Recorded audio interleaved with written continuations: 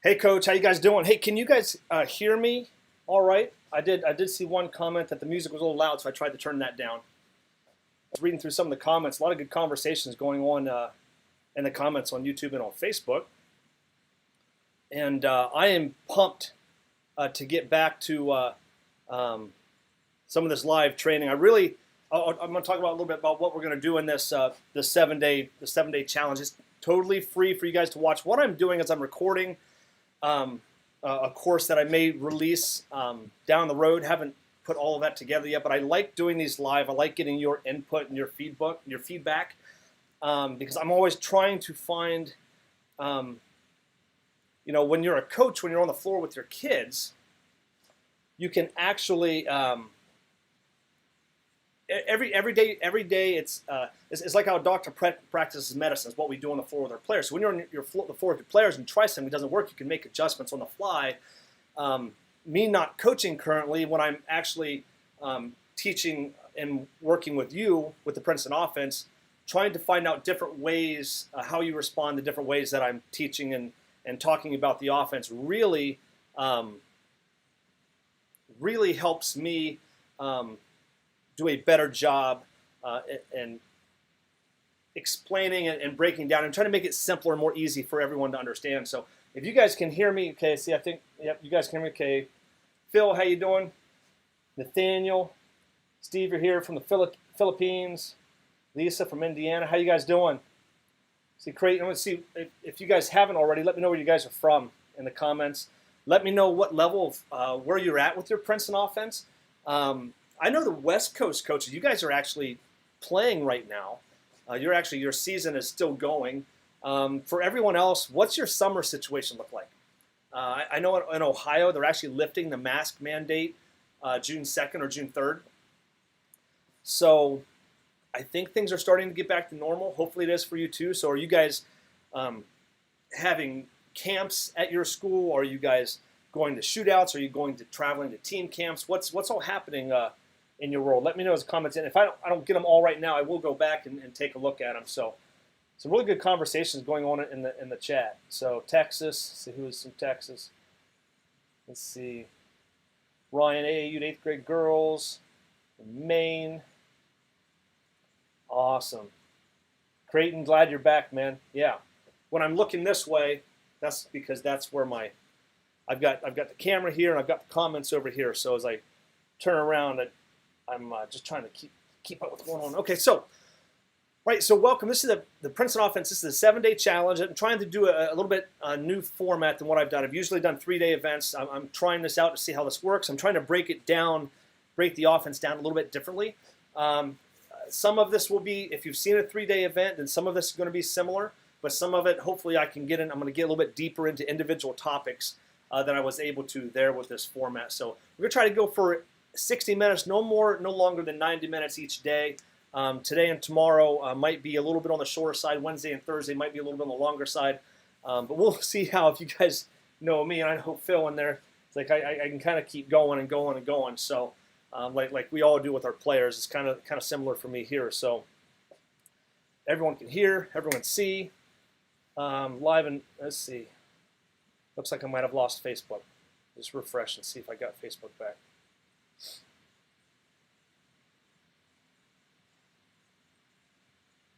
Well, but if I got kicked off Facebook, then those guys are gonna have to come onto YouTube. So, all right. So the topics that we're going over daily, and if you go back to the PrincetonOffenseChallenge.com or wherever you found this link, wherever you found that page, if you go back and look at that, you're going to see some of the topics that we've laid out for the week. And today we're going to be talking about, and some of these topics are going to overlap because everything that we do pretty much runs from one thing to the next to the next. And this challenge, I actually specifically designed this in order so that we can, so that it makes logical sense. It's not designed though to teach you every single aspect of the Princeton offense. I've now taught it in a couple private trainings. It takes me at least 20 to 30 hours just to go through everything.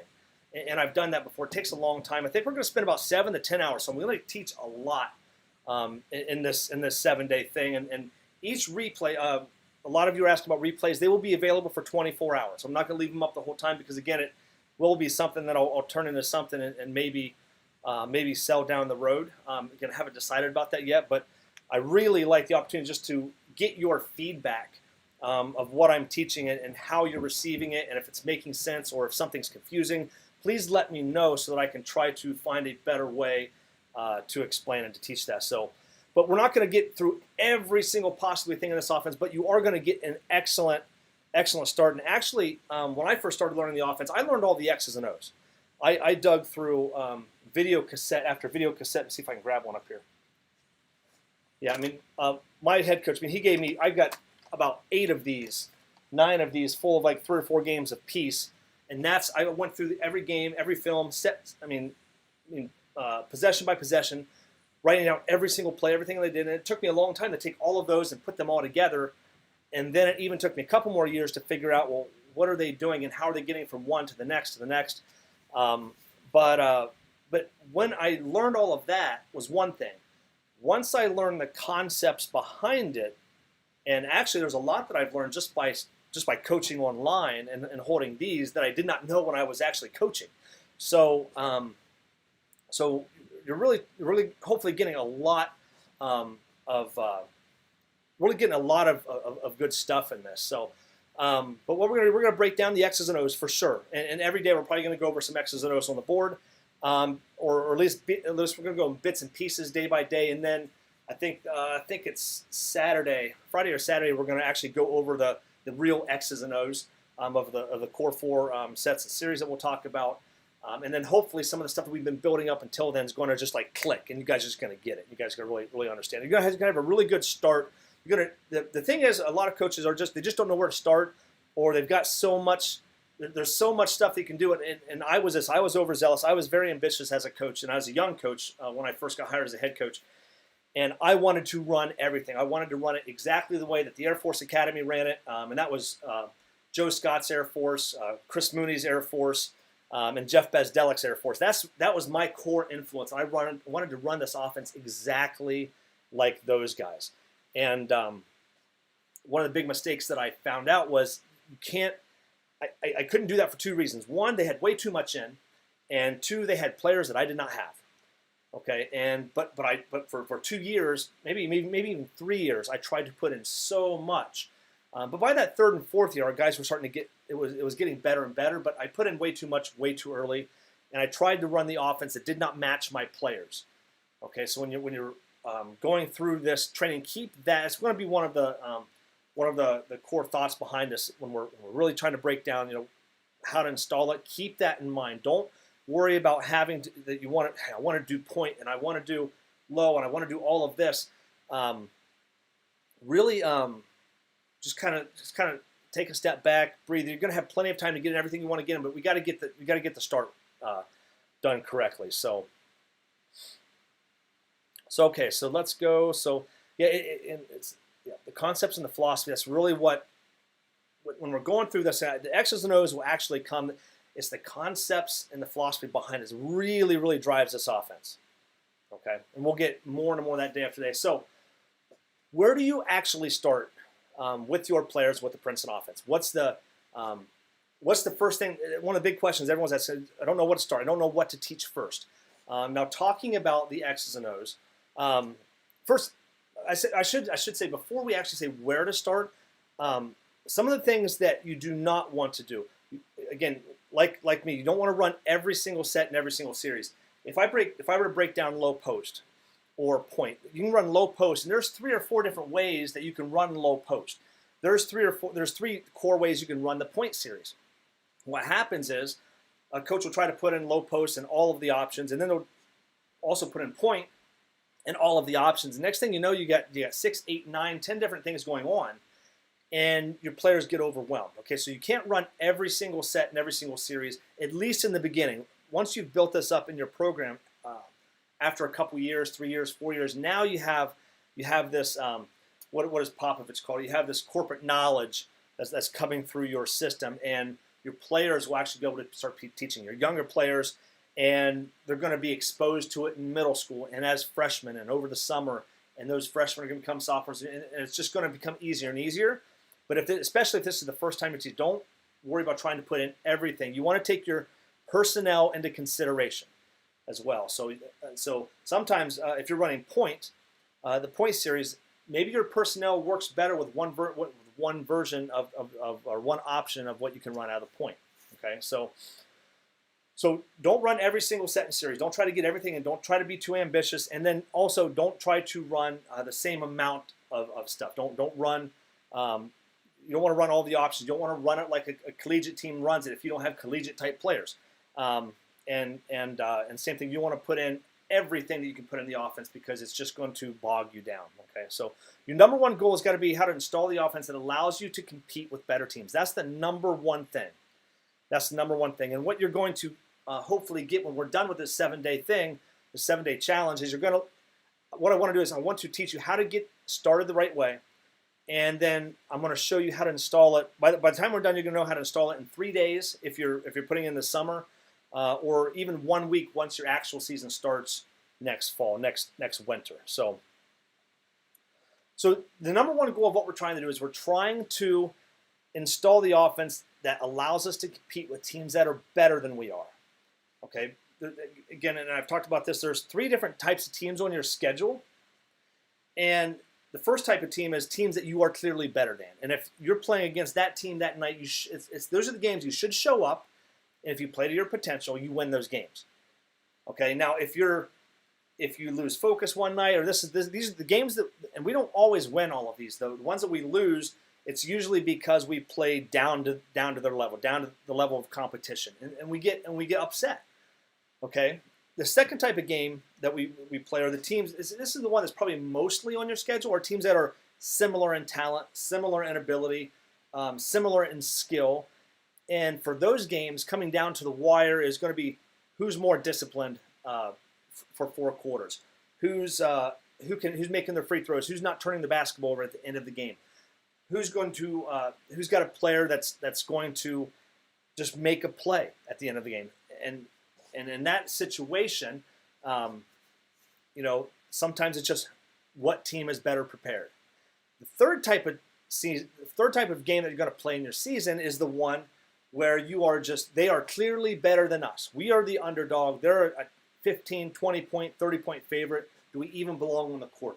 I think that if we tackle that problem and come up with a way to beat them, and if we can become more consistent competing with teams that are better than us, if we can learn how to overachieve, when we start playing those teams that we are equal than, we're going to be more disciplined for 4 quarters. We're going to be able to execute better at the end of games. And then the teams that we should beat every single time that we don't, we should be more consistent, more focused, and be able to play our style. So that's what I think the Princeton Offense kind of offers with the philosophy that goes behind it. So we're going to put emphasis on 3 different things, especially to start. You want to start, with the set and series you want to run. You want to start with the series that best complements your best players, your best player, your best 2 players, your best 3 players. You want to start with a series. So there are 4 series, and we want to pick just one. A lot of coaches say, "Well, I want to run point, open, and chin." Okay, great. Or point, low post, and chin. Okay, great. But we want one of them to be our core go-to, because we want to get we want our best player to have the most opportunity to succeed, because they're the ones who are, in the end, going to carry us. Now, we want to raise up our role players, We're going to talk about that in a minute as well. So second thing is we're going to want to emphasize actions within the offense that are going to lower our turnover rate. Okay, and this is the part of the training where we're going to get to. We're going to be talking about counters and pressure releases and audibles and all of that kind of stuff. We want to simplify the offense enough to where our role players can have success. Our top players are going to be fine. Whatever offense you run, your best players are going to be fine. But really, it's your role players, the players that we usually will hide in the offense, or we'll try to, or we just have trouble getting them in the game because we can't put them anywhere. There's nowhere that fits. We want our offense to flow in a way, whereas if a role player gets in trouble, they've got an out. They've got a pressure release. They've got a way to get out of that situation and let the offense help them. Okay. And then the third thing we're really going to focus on with the offense, we're going to try to get a shot at the basket every single possession. We're going to try our best we're going to eliminate as many turnovers as we can just by getting rid of stupid stuff. We're going to try to, the more complicated you make your offense, the more places there are for especially your role players to turn the basketball over, make mistakes. So we're going to try to, and if we go too complicated with Princeton, you're going to have a lot of that. So we really want to simplify, and you can very easily do that. Okay, so X's and O's. Where do we start? So there are 4 core series in the Princeton offense. There is the low post series. This is the one I call the hub. From low post, you can easily get into almost everything in the Princeton offense. You're going to want to run the low post series if you have a low post star. If your 5-man is your number 1 guy who needs the ball in the low post, they're just your stud, you're going to want to start with the low post series. Even if you're low post player, if you want to run low, if you're deciding between maybe low post and chin, and your low post player is not a star, but they're solid, okay, you might want to start with low post because you can easily get back. You can get in the chin from low post, and you can go from chin back into low post. But one of the things I found, and I think we all get this, is kind of think this through. I always tried to teach things to our players first that they never do on their own. So when we do our ball handling stuff, we're always going left hand first. Weak hand first. So if we're going up and down the floor, hey, start with your left hand, don't start with your strong hand. Okay, just these little mindset things. When we put in our offense and I'm installing low post, the first thing that we teach is throwing the ball down to the low post. Because if you don't do that first, if you're going to run chin and low post, for example, and you put in chin first, and now you try to go run low post, what happens once you get in the game, they're going to go back to that first thing. They're going to be more comfortable running chin, and then when they try to run low post, they're not going to throw the ball down there. And what happens is, and this happens in all of our offenses, if your guards are not throwing the ball into the low post, and then you have to call timeouts, and you're yelling at them, throw the ball down, get the ball in there, get the ball in, and then over and over again, because that's what you're emphasizing, what does the 5-man do? They never throw it back out because they never got it early on. And that's when we start calling our 5-man black holes, and everyone gets mad at each other. Hey, they won't throw me the ball, so I'm not throwing it back out. It happens to all of us. So the very first thing that I do when we're running low post, if I'm going to put low post on my offense, I want to teach that first, because I want all of our guards to throw the ball down in there, reward the big man for running the floor, for posting up, for doing all that hard work, for rebounding, for everything. We want to reward our 5-man. Okay, and then we're going to teach our 5-man to throw it back out, and they're going to be glad to throw it back out. Okay. The second series is the chin series. This is the continuity series. This is the series everyone knows. This is probably the most popular, most well-run. Everyone recognizes the chin series when you run it. If you are guard heavy with a poor post player, or if you have a 5-man or any player, maybe a forward, someone that's going to play, but you do not want them to touch the ball, you can run chin, and they can be a screener. It's set back screens, drift screens, back screens, drift screen, shuffle screen, drift screen, and you don't ever have to throw the ball to your 5-man.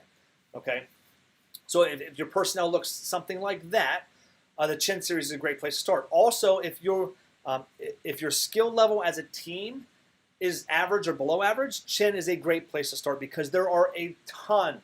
Chin probably has the most flexibility, and there's so many different things that you can do in the chin series to relieve pressure, all kinds of wrinkles and counters and ways to, hey, they're going to come do this. hey, we're going to do that. You're bringing the defense away from the basket, so if it can come pressure, you're going to get a lot of stuff back door.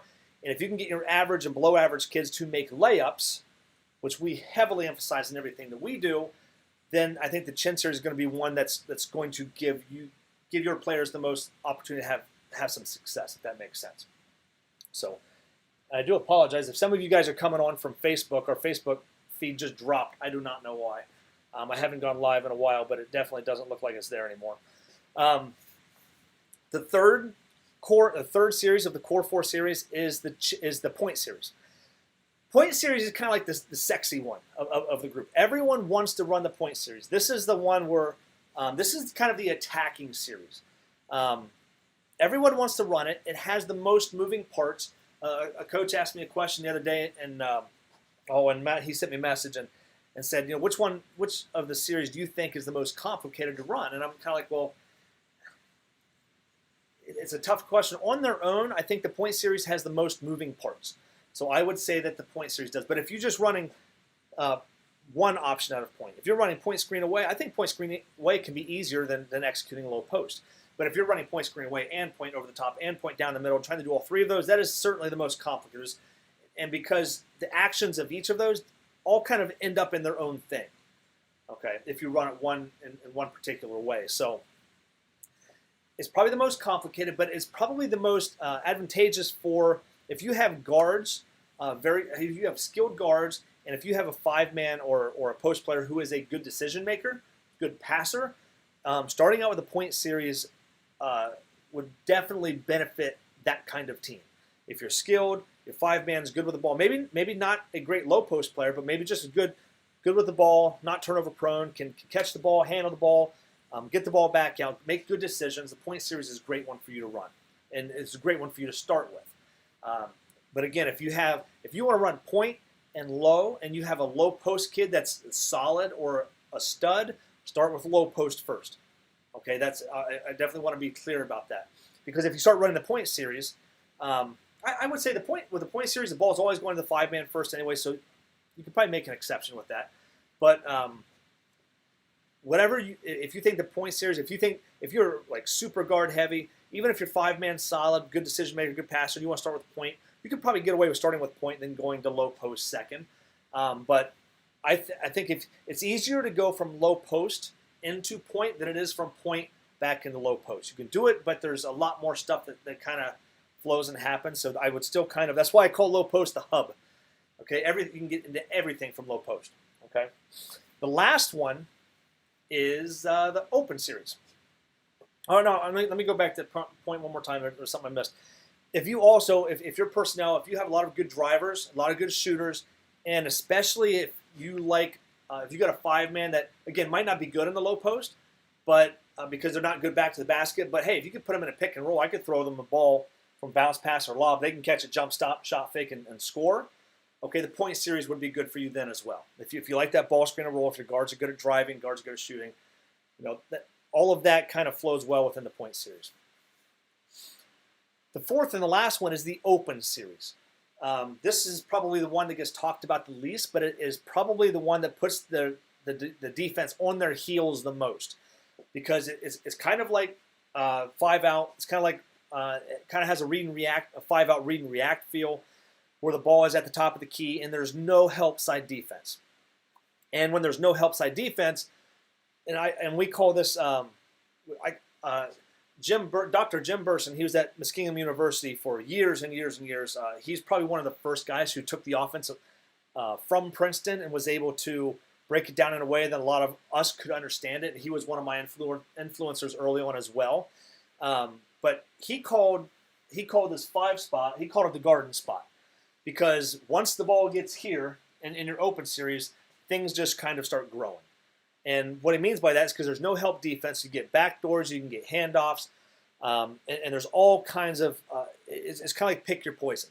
Defense does one thing, boom, you got something else, because it's very hard to help once that ball is in the middle of the floor, and then you got guards here, and you're all spread out. So we call that the Garden Series.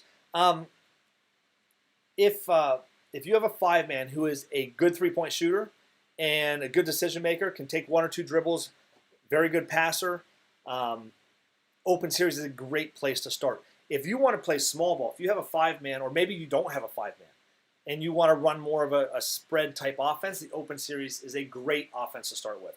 You can put. I played against one team. We ran our version of Princeton. They ran theirs.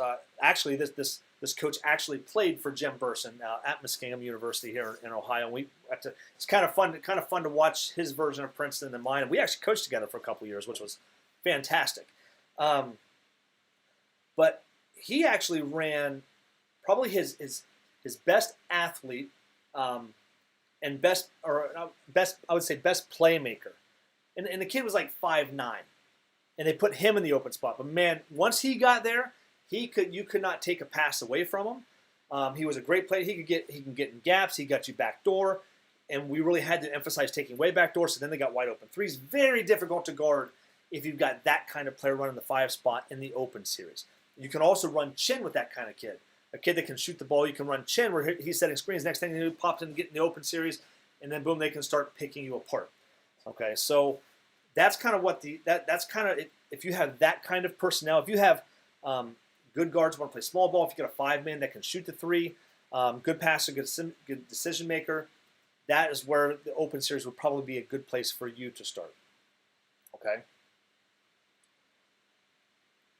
Very cool. Awesome. Now, I did go back. I did say that the Chin series is the one that's known for continuity. And I've never run any of the others as a continuity, but once I've started working with coaches, you can actually run the low post series as a continuity. You can actually run the point series as a continuity. You can actually run the open series as a continuity, and there's a lot of different ways to do that. So if you wanted to deep dive, I don't want you to say that those are not possibilities, but I have had that question asked a lot. But the Chin series is the biggest continuity series of the 4. So you guys have any, let me take a quick break. You guys have any questions? Let me kind of come over here to YouTube because our Facebook stream died. How many of you guys have any questions about what we've talked about so far?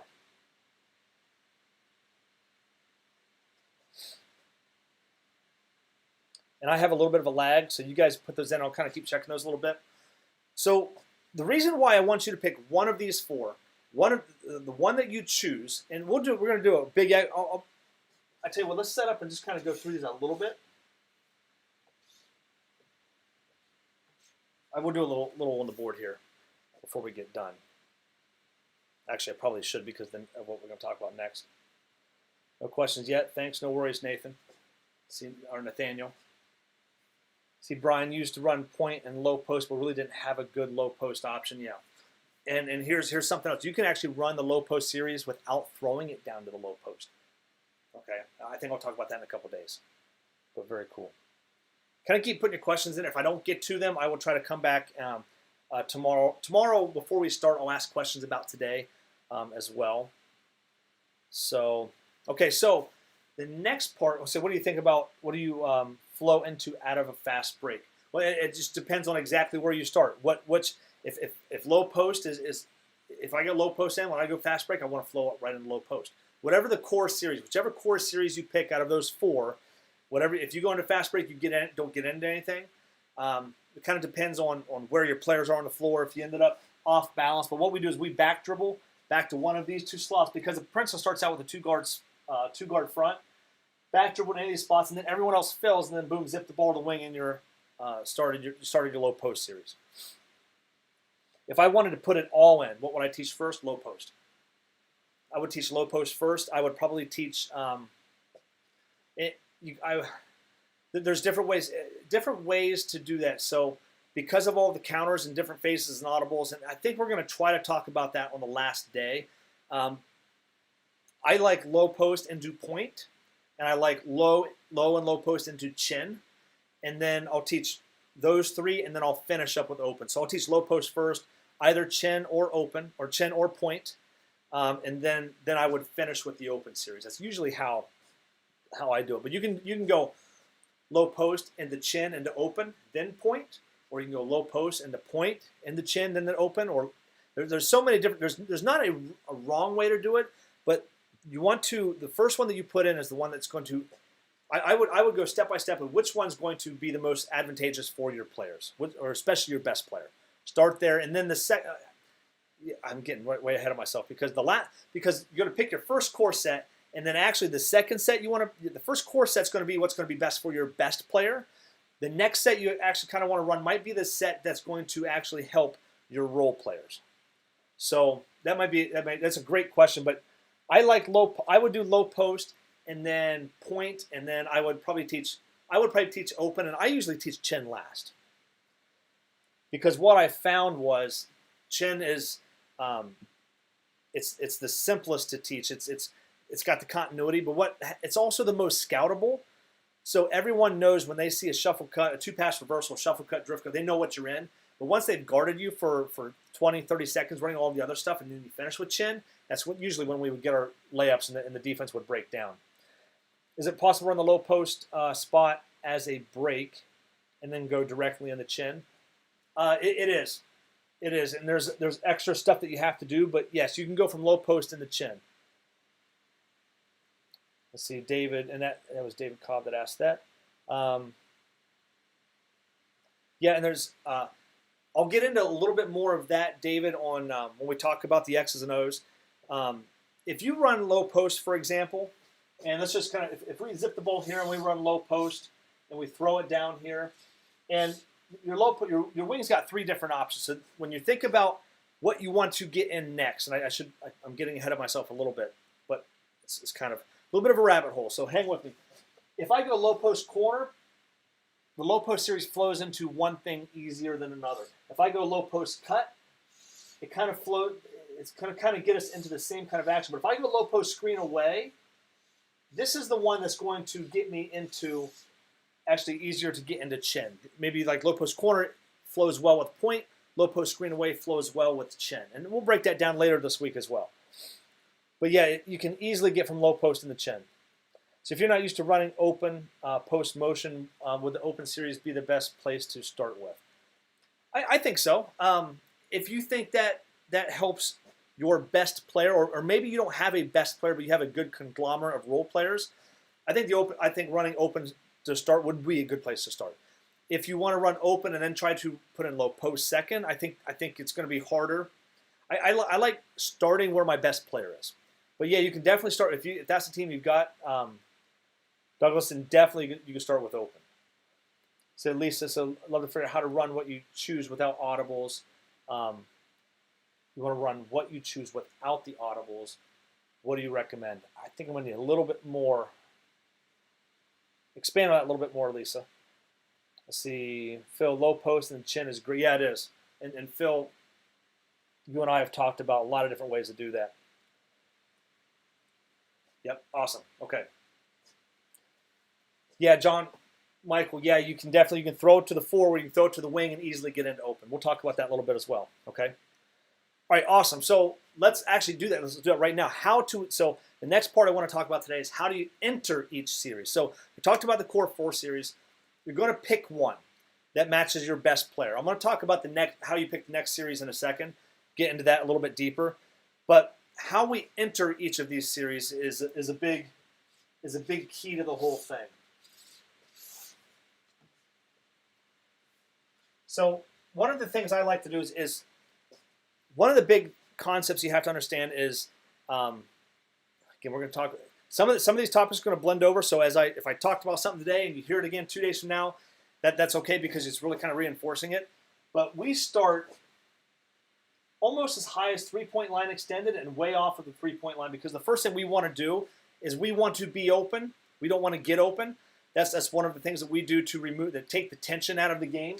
So if we're standing down here on the 3-point line, and I'll go a lot deeper of this with another talk, but I don't want to try to V-cut and fight this defender's strength to try to get open. So we're just going to start really high. We just want to get the offense started.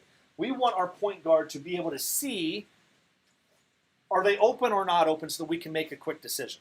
Okay, decision making is your players, they're either going to have good vision.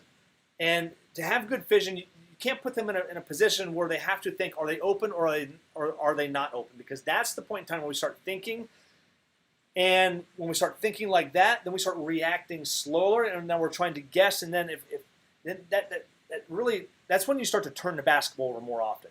So what we want to do is we want to just stick them way the heck out here, so they're not even close to the 3-point line. And are they open or are they not open? And it's going to be fairly simple. If X3's here, hey, they're wide open. One man, if there's got someone pressuring you, turning them, boom, they can just zip it to the wing, say, breathe, pressure's off. Now we can kind of get into our offense and start running it. Okay, so so we've got our guards, we've got our forwards. Our guards, we like to start on the lane line extended and then like one step out. You can call it the slot. You can call it, whatever you want to call it. I like calling it the slot. And I want our guards.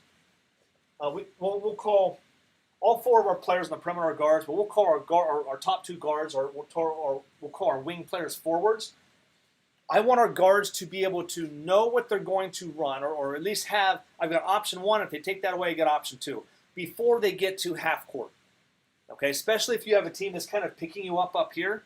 Now, if they're standing down here at the 3-point line, no problem getting across half court and then make your first pass. But if they're kind of picking you up a little bit early, kind of picking you up around that volleyball line, you want your players to know what they're going to do or know what to look for before they even get to half court. That's going to also help in their decision-making process. How do you enter low post? The easiest way is zip it to the wing. Okay? Once you hit the wing, okay, the 5-man is low, the ball is on the wing, that means we're running low post. You actually don't have to call low post. You don't have to call any hand signals. You don't have to verbally call it. If the 5-man's low and the ball is on the wing, we're in low post, so then we're going to make our cuts, and that's our initial cuts to start running the low post series. Now, some of this, again, is going to overlap into other series, but it's you can also say, well, what happens if they're not open? Well, and you're still running low post. What you can do is you can, if this is your core series, the one that you're starting with, you can throw the ball guard to guard, guard to forward, and a 5-man can follow. And now we can cut through and we can run low post on the other side of the floor. Okay, so those are the two initial ways that we'll get into running low post. Now, the one thing you're going to have to be careful about, that guard to guard pass. If you're running low and chin, okay, now you're going to have a verbal call so that everyone knows, okay, that if we throw this guard to guard and you want to swing it to run low post, you don't say anything. You throw the guard to guard, throw the guard to forward, and the 5-man knows to come over here. Now you can run low post on the other side. But before you get to half court, if you want to run chin, you have to verbally say chin, right, or touch your chin, and that's going to tell the 5-man, and I will say chin, and hopefully everyone else can echo it one time. Point guard, hey, chin, chin, chin. I like saying it 3 times because usually you don't hear it on the first time. If I say chin and the 5-man comes up, that's going to tell the 5-man, hey, we're not running low post anymore, so if I throw this and throw this, 5-man knows, no, I heard chin, so that 2-pass reversal means we're in chin.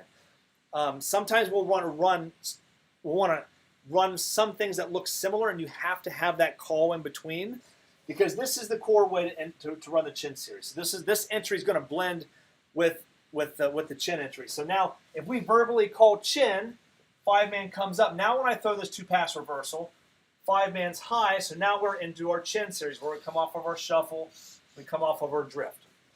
Okay? So that's the core way to enter low post with a wing or low post with a 2-pass reversal and then chin with a 2-pass reversal. If you're going to do both, you have to make sure you have that call. I typically would not, one of the ways that I would not do this, some coaches will do that, and I don't like doing that because I think your players, sometimes one player doesn't hear something, they get a little bit confused, and if you want to run low post and throw it here and here, okay, and you also have chin, and sometimes you're going to confuse your players where your 4-man thinks you're running low post, your 5-man thinks you're running chin, and your 1-man thinks you're running low post. There's confusion there. So sometimes when I start combining sets, and this happens all throughout the offense. This is just kind of like the first example. So if I'm running low post and the wing's not open, what I might do is if I'm running low post and chin, and I won't teach that second entry into low post. I won't teach the swing over here into low post if I'm running low post and chin, because I don't want them to have that extra layer of confusion. So if it's here, we're low post. If it's here, we're chin.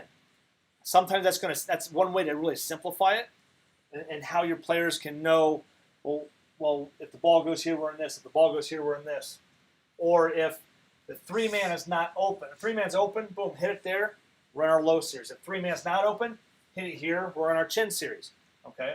The next one's going to be point.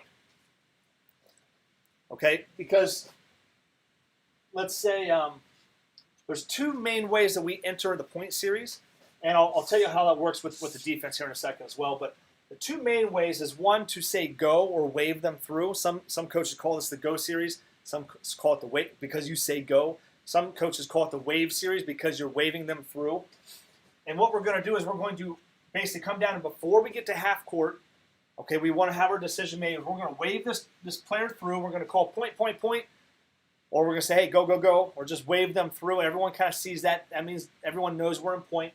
I like to take my 5-man because of where the 5-man defender is. Take a step back. I put my hands up in the air just to create a little bit of space. And then what happens when my hands go in the air, what I've found with our players, is that defender who's kind of in a stance, will turn and look at that. And when I turn and go, they're going to turn with me, and now our 2-man's head hunting for the 5. And our 1-man is going to, when they call point, wave them through. The first thing, if we want to go left, and this is a detail thing, if we want to go left, we want to take the defense to the right. So we're going to wave them through. We're going to juke our guy here, and boom, we're going to come back to the middle. And then right as this interchange is happening, this brush cut, we're going to chop our feet, boom, break out, 5-man comes open, boom, we hit the 5, and now we're in the point series. Okay, that's the first way that you enter into the point series. The second way is with a guard-to-guard pass. And again, this is where you have to have that extra layer of communication. If you're running chin and point, or if you're putting the point series in first, but you're also going to run chin, you can run point by throwing this guard-to-guard. But if you don't say point, your 5-man might think you're running chin. Okay, if you don't say chin, your 5-man might think you're running point. Okay, so we're going to throw the guard to guard. We're going to say point, point, point, throw the guard to guard. And now your 1-man is going to be the one cutting through. And again, here's X5. And we're going to chop our feet, break out. And now your 5-man is going to break right over the top. And now in this situation, the 2-man doesn't have to dribble. They can just boom, take a big fat pass fake to the 4. Boom, come back. And now here's our 5 getting open, our 1. And now we're running our point series on the other side. Okay, so those are the two ways to enter the point. Those are the two core ways to enter the point series without going from another series into point. Okay, so a lot of the every single one of these series you can get directly into. Okay, like we've shown with low post, chin, and point, or you can also get into these series through other series, which is more of a rabbit hole. Okay. All right. All right. The last one is the open series. So the open series is one now if you're going to run open first, you're going to want to get into it this way. I usually would run open third or last, so I'm always getting into open out of another series. But these are 2 or 3 ways that you can get into open. Just if you're playing small ball, or if you're 5-man, or if you got a 5-man that's a shooter that's a good decision maker that you want to run open first, just coming up to 4. This is how I would do it. So first thing you can do is as you're coming up the 4 is you can just have your 5-man flash straight to the point.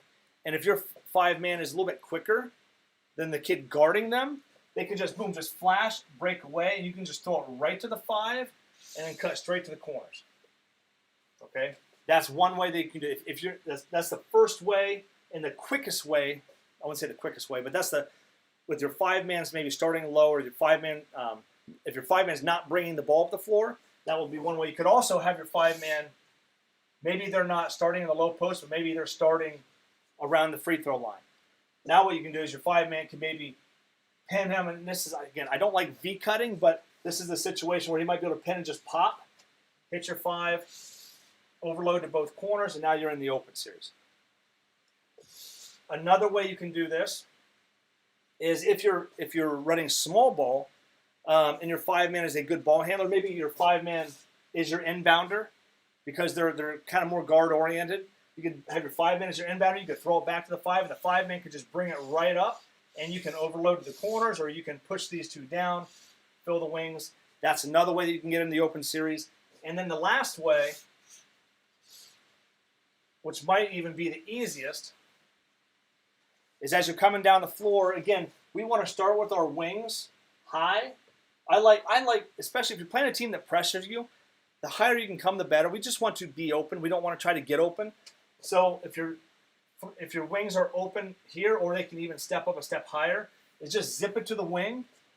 Both corners will overload, and your 5-man's just going to pop up, boom, throw it, and now you're in the open series. So those are the 3 main ways that I would get into the open series directly, not phasing or countering or audibling from another set or series, but directly from just from your transition or from your fast break. Okay, all right. I'm going to go back to comments. See if you guys have any questions on that.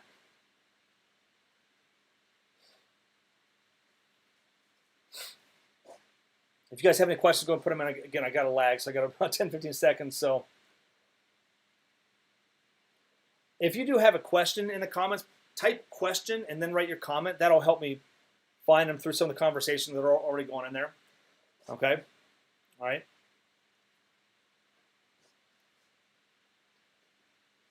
Okay, cool. Okay, do you have any problems or any questions about where to start and how to enter those sets and series?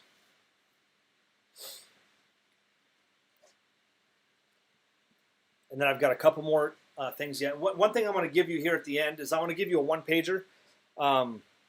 Basically, it's just real simple, but it's just kind of something to keep you focused, because if you're ambitious like me, or you're super excited about the offense, you want to put in a lot of stuff. Like I just kind of put this little one-page thing together to kind of help you get started, pick out what you're going to run, just kind of keep you focused to start. Once we get through 7 days, you're going to have 7 of them. Do I run a horn set out of Princeton? I don't, but you can. One of the things I was really good at, I'm more creative, and when I see something from another offense that I like, well, how can I work that in with Princeton? Because I like to work it into a way that it flows well with Princeton, Brian,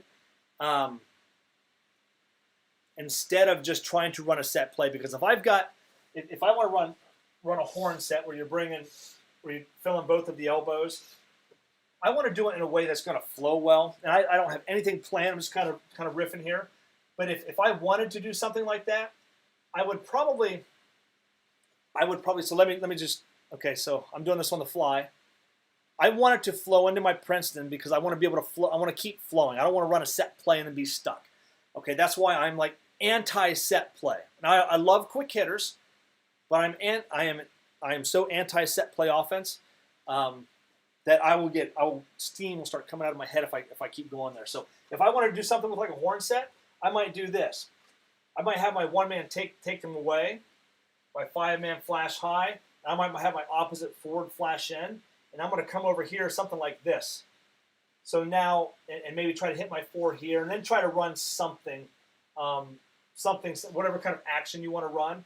But whatever I always want to keep in mind is after I run that, or after I bring something else into Princeton, I want to be able to get back out of it easily and flow right back into my Princeton. That's a little bit of a rabbit hole question, but you can.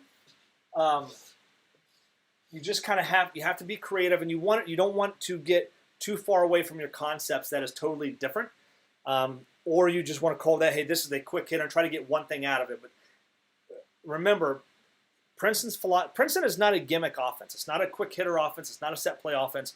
It's a structured motion offense, and there's always a counter. There's always there's nowhere you can technically really get stuck. Okay, if you put it in the right way. So if I'm going to drag something in, like if I'm going to drag another offense or another set play or something into it, you want to make sure that you keep running your Princeton stuff and get out of it. So like in that idea, I kind of run this format. I might almost want to run 5. I might want to run a point look, but I want to run it with maybe not my 5-man, but maybe a different guy. So that's a good question. Brian was kind of a rabbit hole too. So the question: how do you enter into a team overplaying, taking away the high post entry? So if you're so our El Medina coach. So yeah, enter point. There you go. So if you're trying to enter point and they're taking the point away.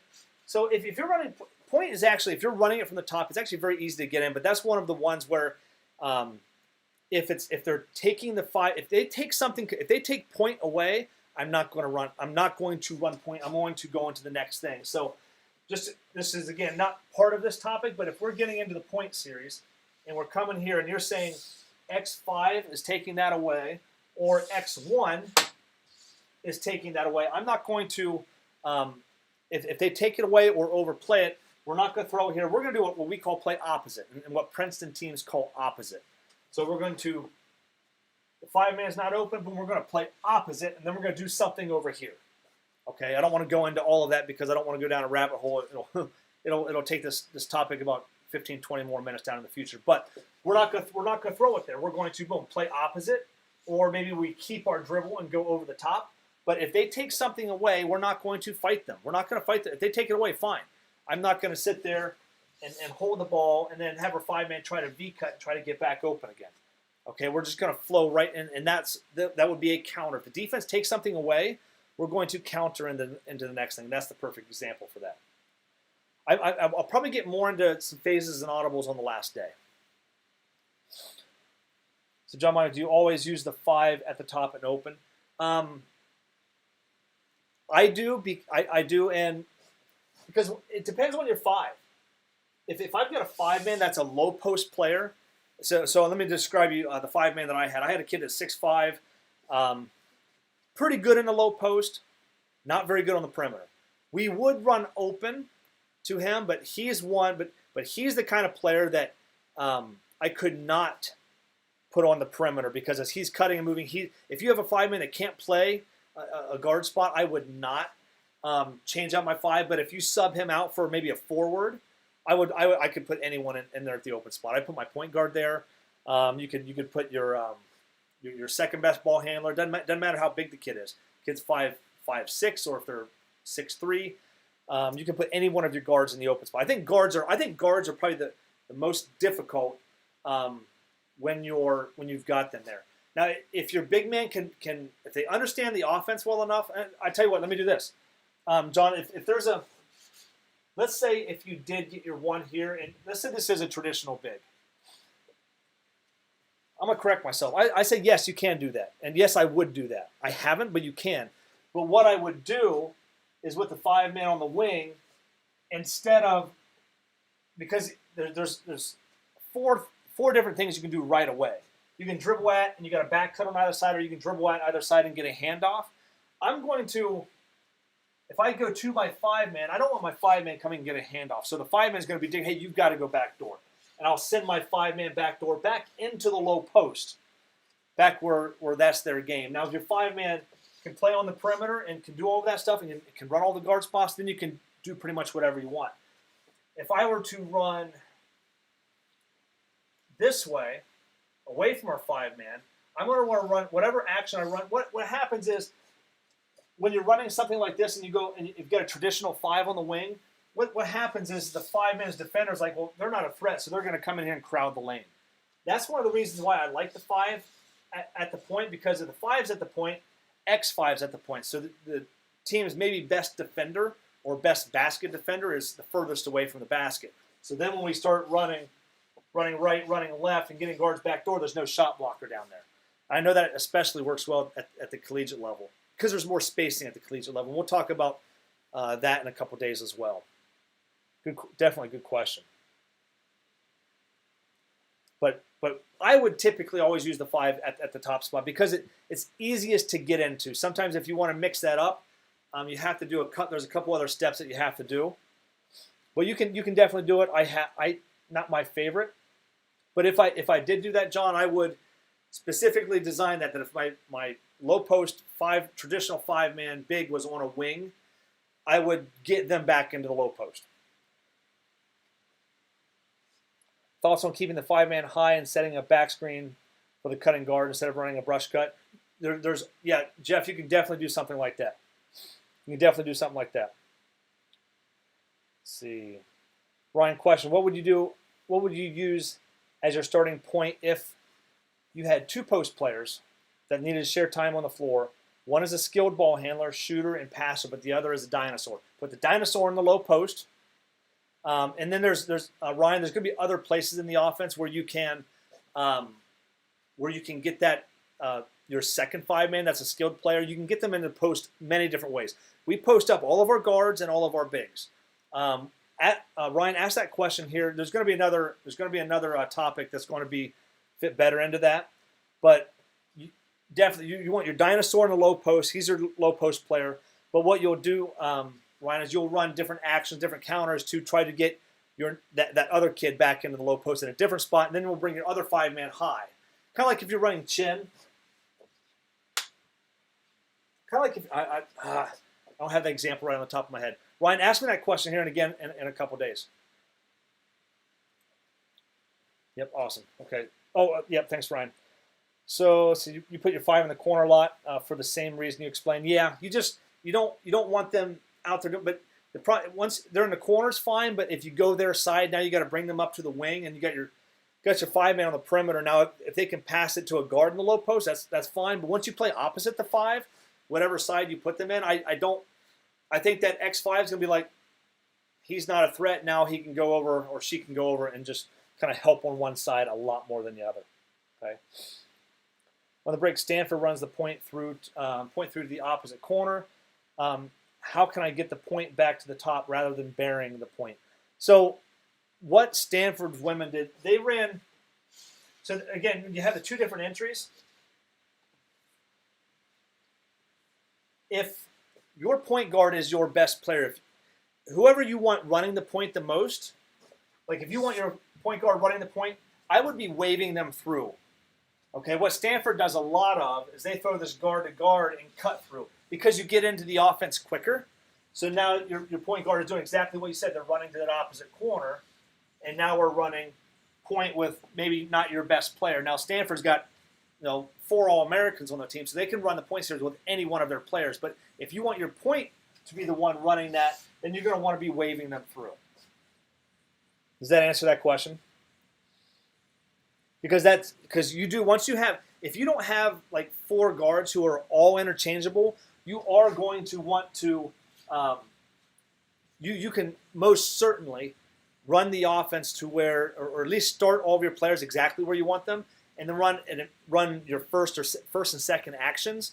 That's going to be best for those individual players. Then eventually you're going to get into a part of the offense where a role player is going to catch the ball in a star player's spot, but they're not going to, maybe let's say you're coming off a chin drift and you've got a guard there that's only a shooter. If they're wide open, they can shoot it. But they're not your stud player that's going to drive and try to make something happen and create. They're going to catch it off the drift, boom, take one dribble, hit the next kid, let them keep running the offense. Okay, so that's an example where like your role players would use the offense to their benefit. Okay, use the pressure releases for their benefits. They'll turn the ball around, and then the ball will always find your best player, and that's something that we'll talk about again as well. Awesome. Put the center opposite the ball, and the point guard has the ball at the point.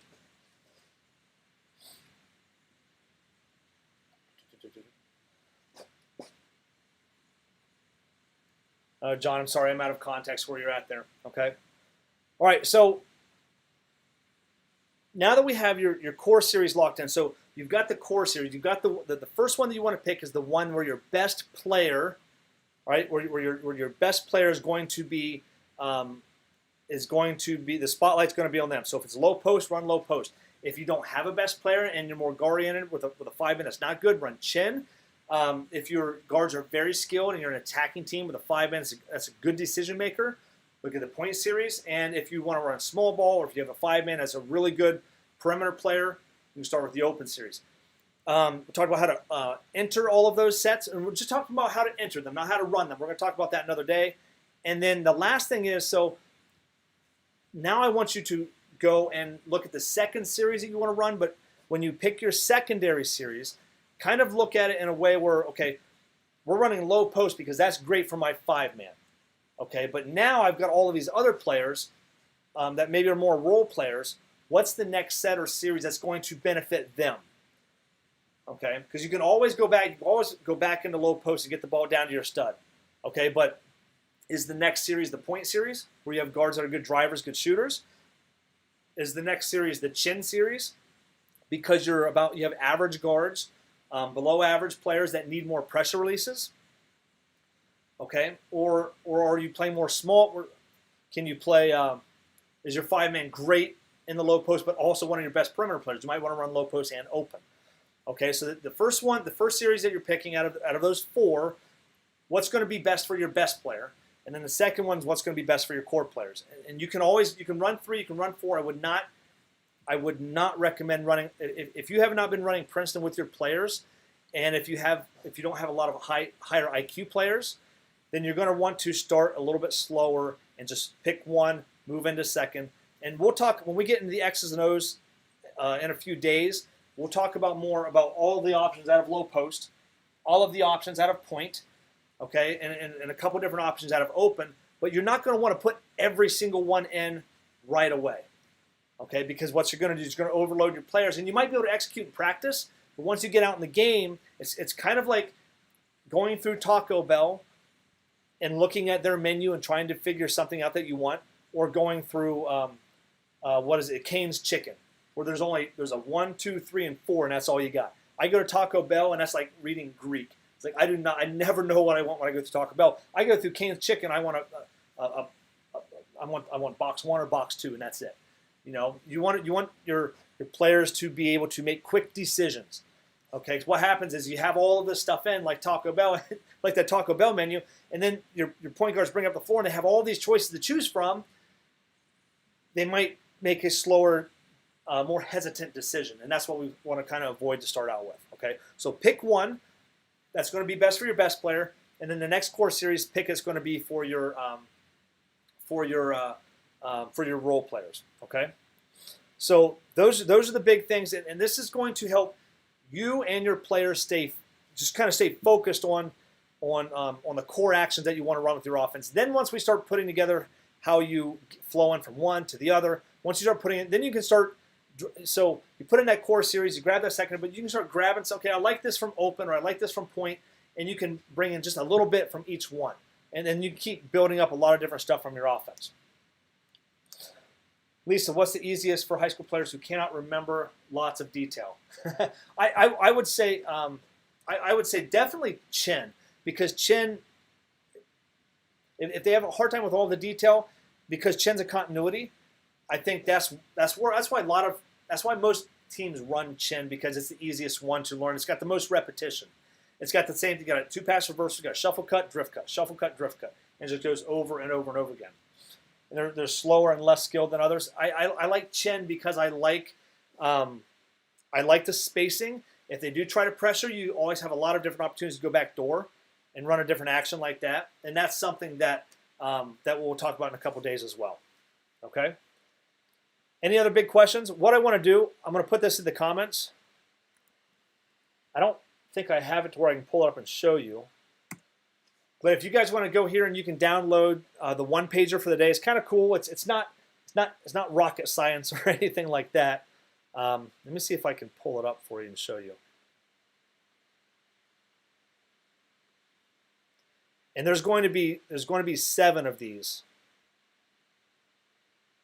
There's going to be one for each. There you go. There's going to be one of these for each day, kind of covering everything that we went over.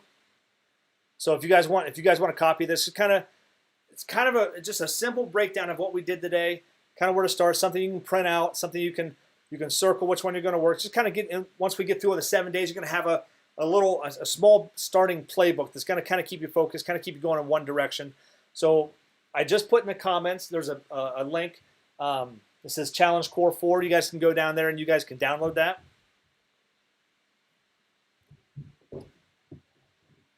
My kid is running.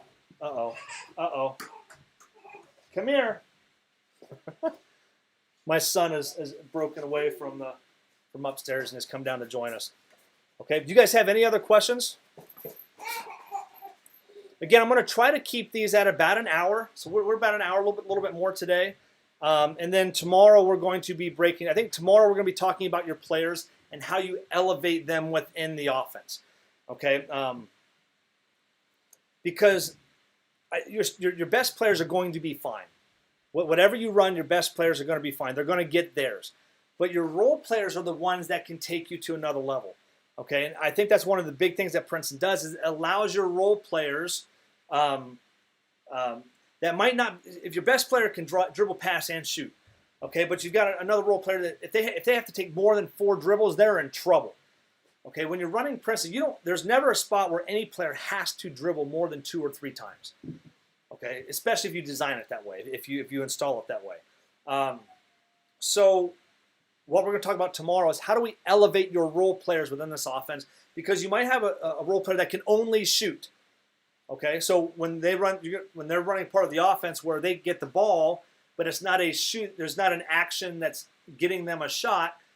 The next action is going to be, well, how do they use a pressure release boom to get the ball out of their hand to the next player so we can keep running our offense. And then when they come back and get the ball off of a drift, off of a chin drift, or maybe they get a backdoor, maybe they can get a backdoor and get a layup, okay, that's going to be good for them. Or what happens if you have a guard that can't shoot, but it's pretty physical, maybe thick kid, can't shoot, good, quick and physical. How can you get them maybe into the low post, where that kid can maybe that role player's strength is in the low post. You teach them post moves, they pick up the post moves real well.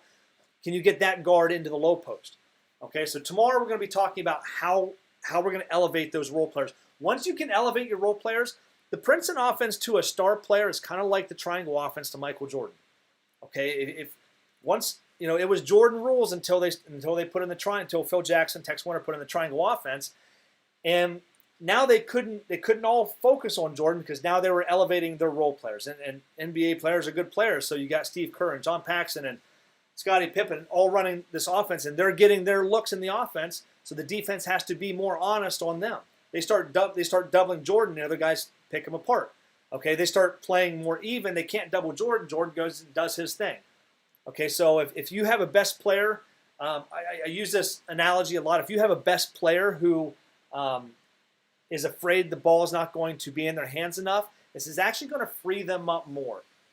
Because what happened the last year I was the head coach. We graduated like 7 seniors. We had 1 returning varsity player, period.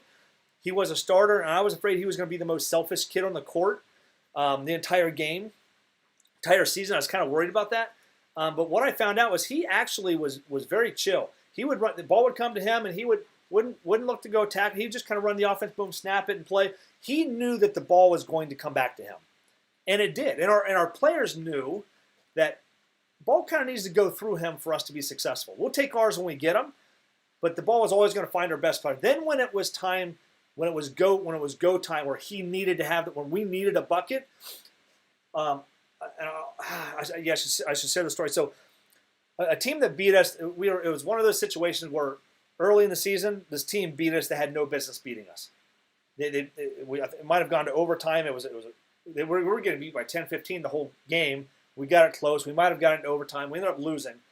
When we went and played them the second time at our place, I was trying to call a play. It was kind of at that point in the game where we were doing okay, but we weren't. It wasn't a comfortable lead by any margin, but I was trying to call a play, and then my point guard waved me off, said, I got it, kind of knew what we needed. He went and ran the play, got our best player backdoor for a layup, and we would find places in our offense that when you need to go to your best player, you can easily do that. Okay, but when you're running your offense, getting everyone else involved, that's lifting up your role players. That's going to help free up your best player into the game situation. Yeah, point guard waved me off, said, I got it, coach. Ran the play, got our best player backdoor for a layup on the first pass of the series. So that's something that this offense can do. And if you're preparing to beat teams who are better than you, you're going to more easily beat teams that are even with you, and you're going to more consistently beat teams that you should beat every single night. Okay, so that's it for day 1. Guys, go ahead and if you're watching this on replay, just type in replay. Let me know any questions. If you guys think of a question, just type it right back in the chat. Type it in the Facebook. I don't know what happened to Facebook tonight, but it just kind of died on us. So, or if you guys have any big questions, you can email me, coach@hoopsindetail.com. Okay, so if you guys have any questions, please let me know. Post in the Facebook group. If you don't have Facebook, just post them back into this feed. And before this video is going to be up for 24 hours. I'm going to take the video down before we start the training tomorrow. So if you didn't get the chance to watch it, you can kind of go back and watch it. Or if you wanted to go watch something again, go back and check it out. We're going to try to tomorrow. We're going to try to stick with about an hour again. Wednesday and Thursday are going to be a little bit longer. Okay, and then Friday will be a little bit shorter. So we're definitely not going to go over 90 minutes Wednesday and Thursday. Okay, guys, have any questions? Leave a comment in Facebook and YouTube. Send me an email, coachhoopsindetail.com, and then we'll get going. All right. I'll see you guys tomorrow. We're going to be 7:30 Eastern time sharp. The live will start about 7:15, so you can get in a little bit early, so we can just jump in and just start going. All right, Coach. I'll see you guys tomorrow.